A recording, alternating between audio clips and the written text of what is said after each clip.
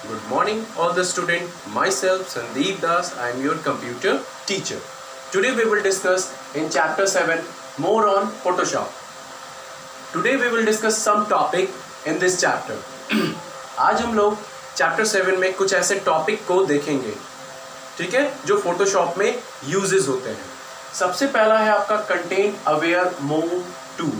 Content aware move tool कहने का मतलब कि आप इस टूल का इस्तेमाल करते हैं एक्सटेंड करना, कोई भी इमेज के पार्ट को एक्सटेंड यानी उसे इंक्रीज करना, बढ़ाना, तो आप कंटेंट अवेयर मूव टूल के जरिए आप अपने इमेज में उसे एक्सटेंड कर सकते हैं, ठीक है।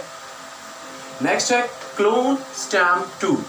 नेक्स्ट जो टॉपिक होगा आपका क्लोन स्टैम्प टूल, कहने का मतलब कि आप उसी पिक्चर को, उसी इमेज को आप क्लोनिंग करके, कॉपी करके आप उसी इमेज में रखना चाहते हैं, बनाना चाहते हैं, ठीक है, तो आप क्लोन स्टैम्प टूल की मदद से कर सकते हैं। Okay student. Next is the blur tool.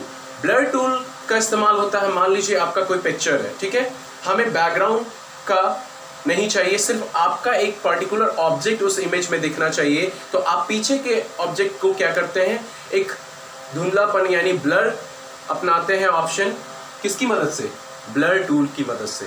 यानी आपका पीछे का बैकग्राउंड तो हल्का लाइटेड पार्ट में दिखेगा, लेकिन आपका मेन फोकस रहेगा आपके मेन ऑब्जेक्ट एरिया यानी आपके इमेज पे, जो आपका क्लैरिटी दिखाएगा। ओके स्टूडेंट, ये है आपका blur tool.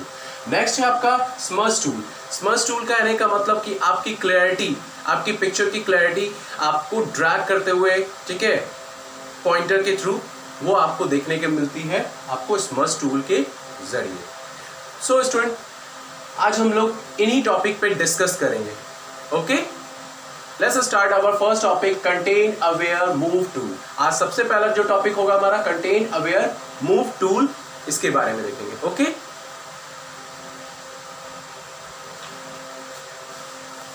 first topic is content aware move tool. Content aware move tool is brand new tool introduced in Photoshop CS6. ये जो टूल है ये एक नया टूल इंट्रोड्यूस किया गया है Photoshop CS में, ठीक है। This tool is use to move और extend any part of an image. ये टूल का इस्तेमाल होता है कि आपके इमेज में कोई भी पार्ट को एक्सटेंड करना हो या मूव करवाना हो, तो आप इस टूल की मदद से कर सकते हैं। तो कैसे इसे यूज़ करते हैं, वी यूज़ सम स्टेप्स, ठीक है, we follow some step while we using this tool. First we open an image. सबसे पहला हम अपने इमेज को ओपन करेंगे, ठीक है, यहाँ पे देख रहे हैं। Click on the spot healing brush tool. उसके बाद स्पॉट हीलिंग ब्रश टूल आपके टूल पैनल में है, वहाँ पे क्लिक करेंगे, आप देख रहे हैं, ठीक है। उसके बाद आप select the content aware tool. उसके बाद आप मेनू अपीयर होता है, उसमें आप कंटेंट अवेयर मूव टूल देख रहे हैं। यहाँ पे क्लिक करने के बाद, ठीक है, click and drag the pointer to draw free hand selection. उसके बाद जैसे ही आप इसे क्लिक करते हैं तो आपका वो पॉइंटर जो होता है फ्री हैंड ड्राइंग के लिए सिलेक्शन हो जाता है। Here we are moving selected butterfly close to the mushroom below it. यानी हम चाहते हैं कि इस पिक्चर में आप देख रहे हैं, मैंने इस बटरफ्लाई को मशरूम के पास क्लोज ले जाना है, ठीक है। तो हम किसका इस्तेमाल किए, कंटेंट अवेयर मूव टूल के ज़रिए, ठीक है। उसके बाद ऑन द ऑप्शन बार पे जाएंगे, make sure that move mode is selected. उसके बाद जैसे ही आप ऑप्शन बार पे मूव मोड का ऑप्शन सेलेक्ट करते हैं, on the adaptation option drop down menu select very loose option. उसके बाद जैसे ही आप करते हैं तो आपका एक ड्रॉप डाउन मेनू होता है, उस पर वेरी लूज ऑप्शन पे सेलेक्ट करते हैं। Now click and drag the selection to new location. अब उसके बाद आप न्यू लोकेशन पे उसे फिक्स करना चाहेंगे। Photoshop automatically फिल्स the background with the matching element from the surrounding. उसके बाद जैसे ही आप उस न्यू लोकेशन पे ड्रैग करते हैं, क्लिक करते हैं, तो फोटोशॉप ऑटोमेटिक क्या करेगा, उस बैकग्राउंड को ऑटोमेटिक फिल कर देगा सेम इन्वायरमेंट, सेम सराउंडिंग के साथ, ठीक है। देखिए आप यहाँ पे जैसे देख रहे हैं कि हमने बटरफ्लाई को कैसे वहाँ से मूव करवाया। जब वहाँ से मूव करवाया तो वो बैकग्राउंड जो है वो तो खाली हो गया, लेकिन वो खाली नहीं हुआ। जैसे ही हम एडेप्टेशन सेटिंग में जा करके हमने उसे मूव करवाया मशरूम के पास बटरफ्लाई को, तो उसके जो पीछे का बैकग्राउंड जो था सेम एज अ वो फिल हो जाता है ऑटोमेटिकली फोटोशॉप के ज़रिए। यहाँ पे देख रहे हैं सेकंड फोटो में कि कैसे जो वहाँ से मूव हुआ बटरफ्लाई नीचे आया तो वह उस एरिया को वो automatic same as a surrounding fill कर दिया गया। If you find the edge of have not blend properly with the background undo try to different adaptation setting. अगर ऐसा नहीं होता है तो आप एडेप्टेशन सेटिंग में जा करके फिर से बैकग्राउंड उसे ट्राई कर सकते हैं। The other mode of contain aware move tool is extend. उसके बाद एक्सटेंड करना, ठीक है, इसका एक और मोड है एक्सटेंड करना। ये अभी आपने देखा मोड करना, ठीक है, मूव करवाना। क्या करवाना, हम अपने कोई भी ऑब्जेक्ट को जो इमेज में है उसे कैसे मूव करवाए वो हम मूव के ज़रिए देगा। अभी हम नेक्स्ट जो है आपका colour content aware move tool में आपका एक्सटेंड ऑप्शन है। This option allow you to shrink and extend the length of an object. ये ऑप्शन आपको मदद करती है आपके ऑब्जेक्ट को क्या करना, एक्सटेंड और या तो बढ़ाना या तो छोटा करना। जैसे आपका ट्री का साइज़ हो, बॉय, एनिमल, बिल्डिंग और ऐसे बहुत सारे चीज़, तो आप उसको एक्सटेंड टूल की मदद से, ऑप्शन की मदद से आप कर सकते हैं। ठीक है स्टूडेंट, अब आता है clone stamp tool. The term clone refers to an exact copy of something in the Photoshop. यानी क्लोन का मतलब है कॉपी करना, ठीक है, सेम ऑब्जेक्ट को हम कॉपी करके उसे पेस्ट करना। The clone stamp tool select and clone the selected area of an image. Clone stamp tool select करते हैं, उसके बाद उस इमेज को सिलेक्ट करते हैं जो इमेज को हमको कॉपी करना है या क्लोन करना है। It then uses these pixel to paint over another area. उसके बाद जैसे ही आप उसे सेलेक्ट कर लेते हैं तो वो पिक्सल की मदद से आपका उस दूसरे एरिया पे वो यूज़ होगा, उस कॉपी यानी क्लोन टूल उस दूसरे एरिया में जाके यूजेस होंगे। To use the clone stamp tool follow this step. हम लोग क्लोन स्टैम्प टूल को कैसे इस्तेमाल करेंगे, सर्टेन रूल को फॉलो करेंगे। सबसे पहला, ओपन एन इमेज को ओपन करेंगे इन द टूल पैनल, ठीक है, टूल पैनल में जाएंगे। उसके बाद क्लोन स्टैम्प टूल को सेलेक्ट करेंगे। क्या करेंगे, क्लोन स्टैम्प टूल को सेलेक्ट करेंगे।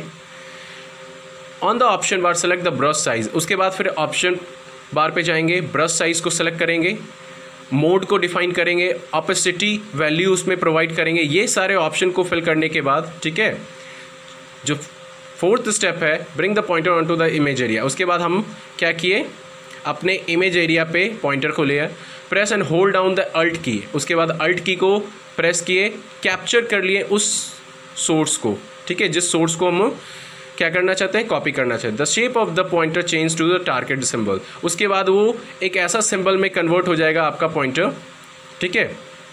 Click on the area of that image that you wish to clone. उस एरिया ऑफ द इमेज पे क्लिक करेंगे जिसको आप क्लोन करना चाहते हैं, कॉपी करना चाहते हैं। उसके बाद आप अल्ट की को छोड़ देते हैं। उसके बाद click and drag the pointer over the area where you want to stamp the clone. उसके बाद आपने जब इस इमेज को कॉपी कर लिया, क्लोन कर लिया, तो आप क्या करते हैं, क्लिक और ड्रैग द पॉइंटर को ड्रैग करते हुए दूसरी एरिया पे ले जाते हैं जहाँ पे आप उसे रखना चाहते हैं।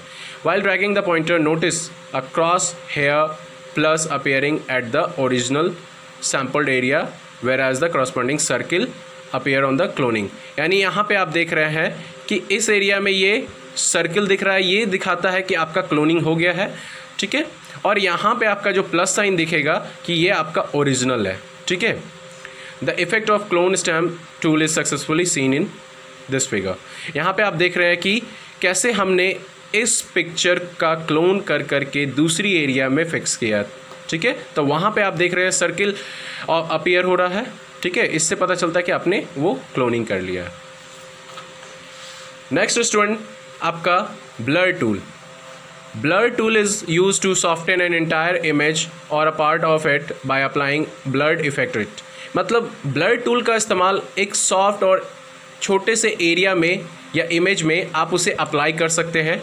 यानी वो पर्टिकुलर ऑब्जेक्ट ही आपके सामने वो फोकस करके दिखे, बाकी सब आपका कुछ हल्का सा हाईलाइटेड पार्ट में पीछे की ओर दिखे, तो आप ब्लर टूल का इस्तेमाल कर सकते हैं। With this effect the part of image that is not blurred is emphasised. इस इफेक्ट के ज़रिए जो आपका इमेज होगा वो पूरी तरीके से ब्लर्ड तो नहीं होगा, लेकिन वो ब्लर्ड हो जाएगा। तो उसके लिए हम सर्टेन स्टेप्स को फॉलो करेंगे। सबसे पहले स्टेप में आप एक इमेज को ओपन करेंगे, ठीक है। उसके बाद टूल पैनल में जाएंगे, ब्लर टूल का इस्तेमाल करेंगे, ठीक है। हमने टूल पैनल में जाके ब्लर टूल का सेलेक्ट किया।